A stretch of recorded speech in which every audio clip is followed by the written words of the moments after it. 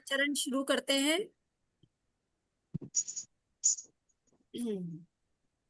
मोक्ष मार्गस्य नेतारम हेतारं कर्म भूततां ज्ञातारं विश्वतत्त्वानां वंदे तद्गुणलब्धये वंदे तद्गुणलब्धये। बोले 24 तीर्थंकर भगवान की जय। बोले जय धर्मा स्वामी महाराज की जय। बोले जय द्वादशांग जिनवाणी माता की जय जय जय। की जय। तत्वार सूत्र के दूसरे अध्याय में हम 7 सूत्र पढ़ चुके हैं। 7 सूत्रों में हमने कल क्षायोपशमिक भाव, औदैहिक भाव और पारिणामिक भावों की चर्चा की थी। तो क्षायोपशमिक भाव जो था उसमें मेरे को एक चीज और बतानी थी आप लोगों को। जहां आयो था ना क्षायोपशमिक सम्यक्त्व, कि वो सम्यक्त्व जब हमें एक बार दर्शन हो गया तो फिर उसमें दोष क्यों लग रहा है, वो क्षायोपशमिक क्यों है, मतलब कभी क्षय कभी उपशम कैसे है उसका।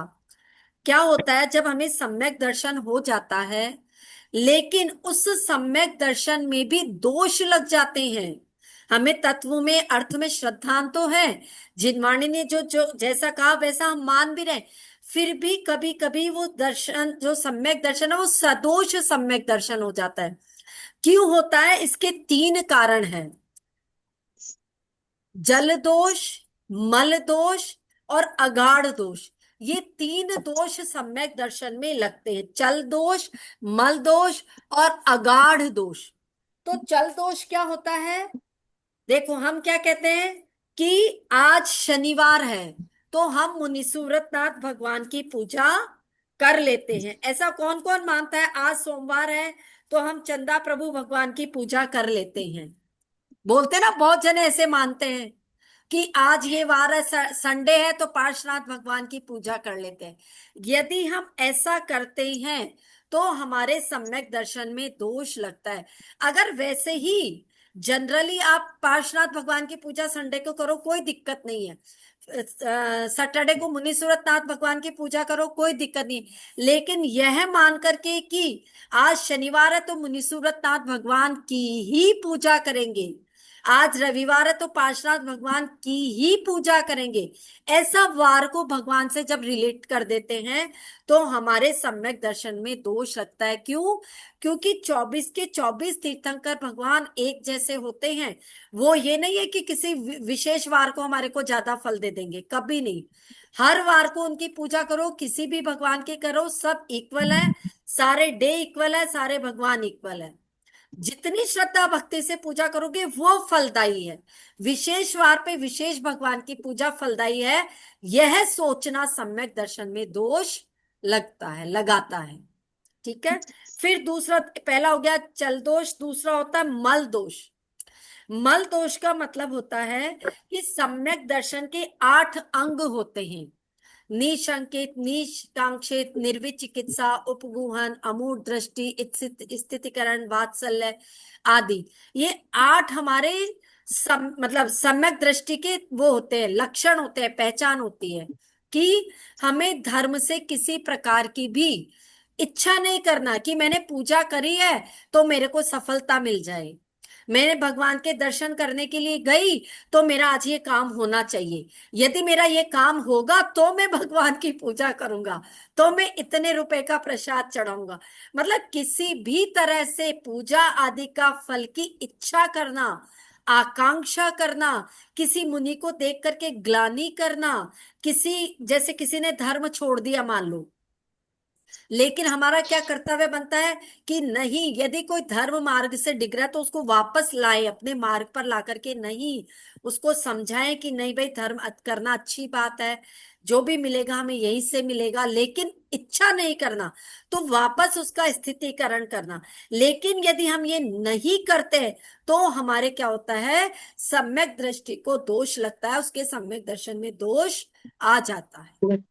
फिर तीसरा दोष होता है अगाढ़ दोष। अगाढ़ दोष का मतलब क्या होता है, जैसे हमारे मंदिर, मान लीजिए मंदिर में हमारे पिताजी ने कोई मूर्ति स्थापित करवाई, हमारे ससुर जी ने मंदिर बनवाया, तो क्या बोलना, ये हमारा मंदिर है, ये हमारी प्रतिमा है।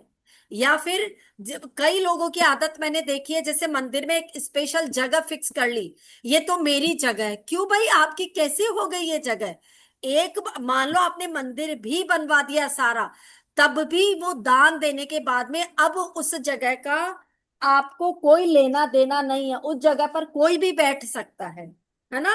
उसका उससे एक बार दान देने के बाद में यदि हम बोलते हैं कि ये हमारी जगह है, मैं यहीं बैठूंगी, इस जगह कोई और नहीं बैठेगा, तो ये सारा सम्यक दर्शन में दोष लगता है।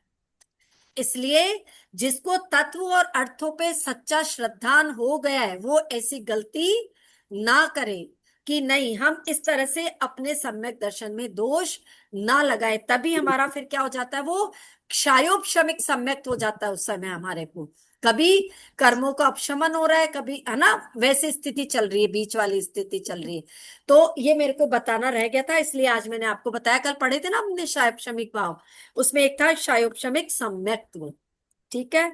फिर औदायिक भाव के 21 भेद बता दिए थे, और पारिणामिक भाव के 3 भेद बताए थे। एक बार ये सूत्र वापस ले लेते हैं, पारिणामिक भाव वाला।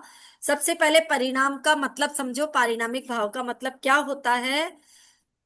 जिस भाव में कर्म के क्षय, उपशम, क्षय उपशम और क्षयोपशम से कोई मतलब नहीं होता है, वह जीव का सहज परिणाम है, स्वाभाविक परिणाम है, उसको बोलते हैं पारिणामिक भाव। अब ये कौन से 3 भाव हैं? जीव, भव्य, भव्या भव्यत्वानि च।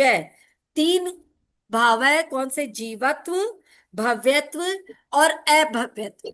इन तीनों में कर्मों के होने का कोई मतलब नहीं है। जैसे मैं नहीं। जीव हूं, अब जीव का लक्षण क्या है? जानना और देखना। ये जो जीव है उसका नियम से ये लक्षण होएगा ही होएगा कि वो जानेगा और देखेगा, मतलब उसको ज्ञान होगा, चेतना गुण उसमें होगा। तो इसका कर्म से कोई रिलेट है क्या? कर्म से कोई मतलब है क्या इसका? कोई मतलब नहीं है कि कर्म उदय में आया तो ही वो जानेगा, नहीं, कम ज्यादा जानना जरूर गुण है कर्म का। लेकिन एक बार जो जीव पैदा हुआ तो उसमें ज्ञान होगा ही, क्या होगा, मैंने बताया था ना, मति ज्ञान और शुद्ध ज्ञान होगा ही होगा हर जीव में। तो इसलिए इसको बोला कि ये पारिणामिक भाव है। हाँ। हाँ। फिर आप भव्य जीव। भव्य का मतलब होता है जिसमें मोक्ष जाने की योग्यता हो, उसको भव्य जीव कहते हैं। और जिसमें मोक्ष जाने की योग्यता नहीं हो, उसको अभव्य जीव वो कहते अब हैं। अब इसको कैसे समझे, एक उदाहरण से समझाती हूँ। जैसे एक स्त्री है, स्त्री में संतान पैदा करने की क्या होती है? शक्ति है। जैसे स्त्री है, उसमें संतान पैदा करने की शक्ति है, वो संतान उत्पन्न कर सकती है। यानी जो मोक्ष जा सकता है उसको हमने क्या बोला? भव्य। तो जो संतान उत्पन्न करने की योग्यता रखता है, तो वो क्या कहलाएगी? माँ, मतलब माँ बन सकती है। ठीक है, यानी वो भव्य है, मोक्ष जा सकते हैं, इसको ऐसे समझो। अब मैंने कहा जो जीव क्या नहीं, जिसमें योग्यता नहीं है मोक्ष को जाने की, उसको अभव्य का। तो कुछ स्त्रियां ऐसी होती हैं जिसमें संतान उत्पन्न करने की क्या नहीं होती है? शक्ति नहीं होती है, उनको हम बंध्या स्त्री कहते हैं, है ना। तो वो कैसा भी निमित्त मिल जाए उनको, वो फिर भी क्या नहीं कर सकती? संतान उत्पन्न नहीं कर सकती। तो ऐसे ही अभव्य जीव होते हैं जिनको कितने भी निमित्त मिल जाए, वो अगर मोक्ष नहीं जा सकते तो मतलब वो मोक्ष नहीं ही जाएंगे। फिर एक प्रकार के जीव और होते हैं जिनको हम बोलते हैं अभव्य सम, एक मिनट, क्या नाम था उसका? अभव्य समभव्य, हाँ, अभव्य समभव्य। तो इसका क्या मतलब है? अभव्य समभव्य का मतलब है कि उनको क्या है, योग्यता तो है उनमें। जैसे उसको उदाहरण से समझो, एक स्त्री है, उसमें योग्यता तो है संतान उत्पन्न करने की, लेकिन उसको निमित्त नहीं मिल रहा है। कैसे? जैसे मान लीजिए एक स्त्री की शादी हुई, लेकिन कोई कारण ऐसा हुआ कि पति कमाने के लिए बाहर चला गया, या किसी कारण से पति का वियोग हो गया। अब देखो उसमें शक्ति तो है पर निमित्त नहीं मिल रहा है, इसलिए वो मोक्ष ने, है ना, मतलब कि भव्य तो है पर निमित्त नहीं मिल रहा है, तो वो मोक्ष नहीं जाएगा। तो वो नहीं। किस कैटेगरी में आएंगे? अभव्य समभव्य के अंत, मतलब तीन प्रकार का बताया है, भव्य, अभव्य, और अभ्यक्त। कुछ जीव ऐसे होते हैं जो अभव्य समभव्य, योग्यता है लेकिन निमित्त नहीं मिल रहा है। इस चीज को समझाने के लिए मैंने स्त्री का उदाहरण दिया था कि स्त्री में योग्यता तो है पर निमित्त नहीं मिल रहा है, इसलिए वो संतान उत्पन्न नहीं कर सकती, यानी निमित्त का होना भी जरूरी है। या आप ऐसे समझो जैसे हम मोठ की सब्जी बनाते हैं, मोठ को हम भिगोते हैं, तो उसमें आपने देखा होगा मोठ को, सारे मोठ को हमने इक्वली भिगोया, और सारे मोठ जब बाजार से आए थे या पैदा हुए थे तो सबको समान मात्रा में धूप मिली, सबको पानी मिला, हाँ, सबको खाद मिली, एक ही फली लेकिन में वो से, एक ही पेड़ में से सारे मोठ निकले। लेकिन कुछ मोठ ऐसे होते हैं जो ऊपर जो मतलब आ कि जाते हैं, कठोर मोठ जिनको बोलते हैं, हाँ। उनको आप हम्म। सीटी लगाते हो तब भी वो सीजेंगे नहीं, वो कठोर तब भी कठोर ही नहीं, हाँ। रहेंगे, है ना। यानी हम्म। वो किसकी कैटेगरी में आ गए, अभव्य की में। अब हमने कुकर का अभ्यक्त। निमित्त दिया, कुकर में डाला, हाँ। फिर भी वो नहीं सीज हम्म, रहे, तो यानी वो हाँ। अभव्य हो गए, और जो सीज गए वो सारे भव्य हैं। आगे आप समझ में हम्म। सबको। तो इस तरह हाँ। से मैंने आपको समझाया कि ये तीन कैटेगरी है, इसमें परिणामों का कोई मतलब नहीं है, ये पारिणामिक भाव है। जो भव्य है तो वो है, जो अभव्य है तो वो है, जिसमें जीवत्व पढ़ने का गुण है तो वो है, है। इसलिए इसको पारिणामिक भाव कहते हैं। क्या? अब देखो इस सूत्र को आगे ढंग से पढ़े, तो इसमें हमने क्या देखा, एक चय शब्द और आया ना इसमें, चय शब्द आया है। हाँ, हाँ, आया ना। तो इसका क्या आया। मतलब है, जीव भव्य क्या? भव्यत्वानी च तत्वार्थ सूत्र में यही विशेषता है कि इसमें हम एक भी शब्द को नहीं छोड़ सकते। कल चय शब्द का मतलब बताना रह गया था मेरे। जय शब्द का मतलब यहाँ पे है, ये तो देखो तीन भाव तो बता दिए, जिसमें क्या है, हम्म। जीव का, जीव के लिए परिणाम। बाकी मैंने आपको क्या बताया था कि बाकी के जितने भी क्या है, जितने भी द्रव्य वो सारे में ही पारिणामिक भाव होते हैं ना, मैंने यही बताया था कि पारिणामिक भाव सभी द्रव्यों में पाए जाते हैं, जीव में भी, पुद्गल में, धर्म में, अधर्म में, आकाश में और काल में। जब सारे ही द्रव्यों में पारिणामिक भाव है तो ये तीन चर्चा तो केवल जीव की ही हुई, तो बाकी की चर्चा किस में आ जाएगी, केवल इस चय शब्द में। अब चय शब्द से हमें यहाँ क्या मतलब लगाना है, अस्तित्व, प्रमेयत्व, द्रव्यत्व, ये सारी चीजें जिसमें होती है, एग्जिस्टेंस जो करता है, जैसे धर्म द्रव्य अपने आप में है, उसका अस्तित्व है ना, तो वो उसका पारिणामिक भाव है। जैसे ये देखो, ये पुद्गल है, पुद्गल का अपने आप में होना ही क्या है, वस्तुत्व बोल दो इसको या अस्तित्व बोल दो, एक ही बात। यानी वस्तु अपनी स्थिति में है तो उसका एग्जिस्ट होना क्या है, पारिणामिक भाव है। ये सभी द्रव्यों में ऐसा ही लगाना है, चाहे आकाश द्रव्य हो, काल द्रव्य हो, ये सारे ही द्रव्य क्या है, पारिणामिक भाव लिए हुए हैं, इसमें कर्म का कोई लेना देना नहीं है। ठीक है, यहां तक आ गया समझ में सबको। अब चलते हैं हम आगे सूत्र क्रमांक 8 पे। सूत्र नंबर 8, उपयोगो लक्षणम। सूत्र नंबर 8, उपयोगो लक्षणम। हाँ, कौन, सोनल जी आप पढ़िए।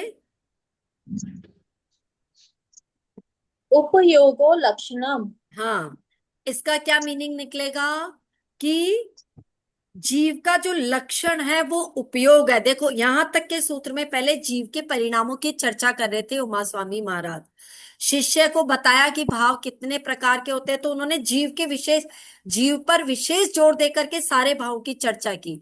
हमने अभी भी लास्ट वाला सूत्र देखा तो उसमें भी जीव के बताए, जीव भव्य भव्यत्वानी च। तो अब वो जो श्रावक था उसने पूछा कि आप हमें जीव के भाव, जीव के परिणाम ये सब तो बता रहे हो, पहले मेरे को ये तो बताओ जीव होता क्या है। अभी तक आपने ये तो बताया ही नहीं कि जीव होता क्या है ना।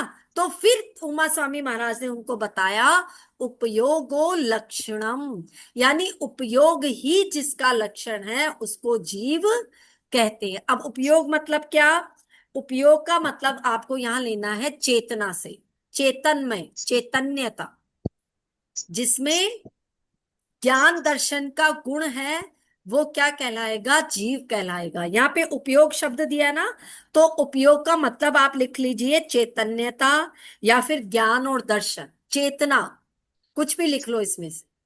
जिसमें ये लक्षण पाए जाएंगे उसको जीव कहते हैं। और ये हम सबको क्योंकि पता है, हम तो सब जानते हैं कि जिसमें ज्ञान दर्शन का गुण है, जानने का गुण है, वो सब क्या है? जीव है। तो जीव का लक्षण यानी जिस चिन्ह से किसी की पहचान होती है वही उसका लक्षण हो जाता है ना। तो जीव की पहचान किससे होगी? ज्ञान से, उपयोग। चेतना गुण से, चेतना गुण से। तो चेतना गुण जिससे पहचान हुई वो सब, जिसमें चेतना, वो सब जीव है। तो क्या बताया महाराज ने? कि जिसमें चैतन्यता का गुण है वो सारे के सारे जीव। जीव। क्लियर? जीव। क्लियर हो गया सबको? हम्म। चलिए आज हाँ। सूत्र नंबर 9। एक सेकंड है ना, एक। हाँ जी। हाँ हाँ हाँ।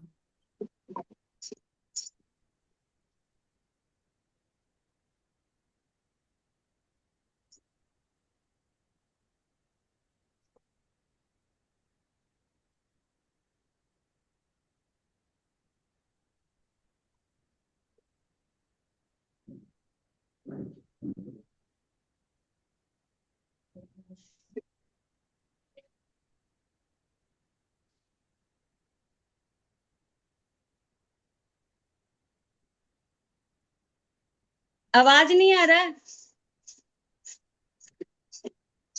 हाँ, तो चेतनता ही जीव का लक्षण है। लक्षण। फिर आगे चलिए सूत्र नंबर 9, इसको पढ़ते हैं। स द्वि विधोष्ट चतुर्भेद। चतुर्भुज। दीपा दीदी पढ़िए। स द्विविदोष्ट चतुर्भेदः। विधोष्ट। स द्विविदोष्ट चतुर्भेदः। हाँ, अब उस उपयोग के प्रकार बताए हैं, उस उपयोग के भेद बताए हैं कि कितने प्रकार का वह उपयोग होता है। यानी वो जो चेतनता के बारे में बात कर रहे थे ना, वो कैसी है उसके बारे में। तो देखो, स मतलब तो वह क्या, जो हम पिछले सूत्र में पढ़कर आए हैं। तो वह उपयोग, द्वि, द्वि मीन्स दो। तो वह उपयोग दो प्रकार का होता है। अब दो प्रकार का विधि आ गया ना, विधि मतलब दो प्रकार का, स द्विविधौ, यानी वह दो प्रकार का होता है। फिर आगे आ गया अष्ट चतुर्भेद है। फिर उन दो भेदों के और भेद बता दिए। अष्ट मतलब 8, और चतुर मतलब 4, भेदा मतलब भेद। यानी वो जो उपयोग था वह उपयोग दो प्रकार का है, उनमें से भी उसके फिर प्रकार कर दिया आगे। तो वह 8 और 4 प्रकार का होता है। अब वो दो प्रकार कौन से हैं ये देखो। वह दो प्रकार के उपयोग हैं, एक ज्ञानोपयोग और एक दर्शनोपयोग। ठीक है, एक हो गया ज्ञानोपयोग और दूसरा दर्शनोपयोग। लिख लो कि जो जीव का उपयोग है वह दो प्रकार का होता है, एक ज्ञानोपयोग और एक दर्शनोपयोग। अब ज्ञानोपयोग के 8 भेद होते हैं, ज्ञानोपयोग के 8 भेद होते हैं, और दर्शनोपयोग के 4 भेद होते हैं। ठीक है, दर्शनोपयोग के 4 भेद हैं। चार। 8 भेद कौन कौन से हैं वो देखो। ज्ञानोपयोग मतलब ज्ञान, तो ज्ञान तो आपको ज्ञान। समझ में आ जाएगा, हम पढ़ के आए हैं।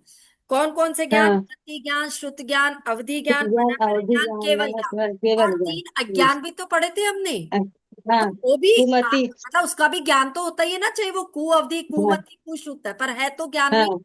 तो इस हाँ। प्रकार से 8 प्रकार का ज्ञानोपयोग हो गया। हम्म। फिर हम्म। 4 प्रकार का होता है दर्शनोपयोग। तो वो 4 हम्म। प्रकार का दर्शन उपयोग कौन कौन सा है? चक्षु दर्शन, चक्षु। अचक्षु चक्षु। दर्शन, अवधि अवधि। दर्शन और केवल और दर्शन। केवल। ठीक है, कौन कौन से हो गए? चक्षु दर्शन, चक्षु। अचक्षु दर्शन, चक्षु। अवधि दर्शन और केवल दर्शन। कौन बोल रहा है बार बार? चलिए, अब अपने ये उपयोग के भेद हो गए। अब आज मैं ना क्लास इतनी ही ले पाऊंगी, ठीक है? मेरे को अभी निकलना, अभी फोन आ गया था ना आप लोगों के सामने, तो मेरे को जाना है। मैंने सोचा था 3 बजे तक पढ़ा दूंगी, पर अब फोन आ गया तो मेरे को जाना पड़ेगा। ठीक है, तो आज के लिए इतना ही रखते हैं। कल संडे है, कल तो छुट्टी रहेगी अपनी। फिर भी अगर, हाँ, कल हमारा पेपर भी है तो कल की तो छुट्टी रखते हैं। फिर मंडे को अपन वापस 10वें सूत्र से पढ़ेंगे, या फिर मैं 9वां वाला सूत्र वापस एक बार रिपीट करा दूंगी। ठीक है, चलिए आज के लिए इतना ही रहता है। जिनवाणी स्तुति कर लेते हैं। हे जिनवाणी